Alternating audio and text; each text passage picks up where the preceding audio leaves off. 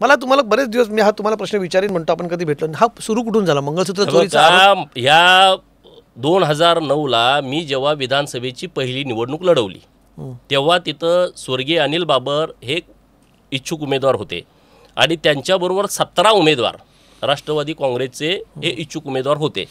मग त्या सगळ्यांची मूठ बांधून त्यांना तिकीट दिलं आणि अपक्ष उभा केलं.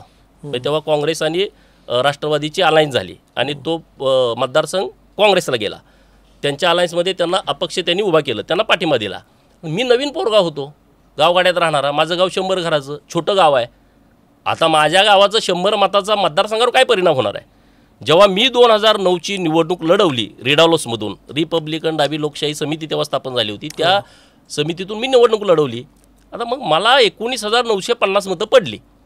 19,950 मतं मला पडल्यामुळं निवडून येणारे उमेदवार अनिल भाऊ पडले. आता त्यांनी माझ्यावर एकदम टोकाचा राग धरला.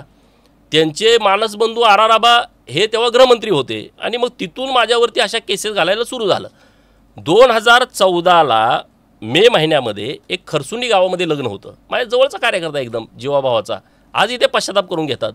त्या पत्रिकेतला मी प्रमुख पाहुणा आहे. पत्रिकेवर आमच्याकडं नावं टाकतात, तुमच्याकडे पण इकडे नावं टाकतात की बाबा प्रमुख पाहुणे कोण आहेत. गोपीचंद पळकर प्रमुख पाहुणे. मी लग्न तांदूळ पडायच्या वेळेस मी तिथं नव्हतो.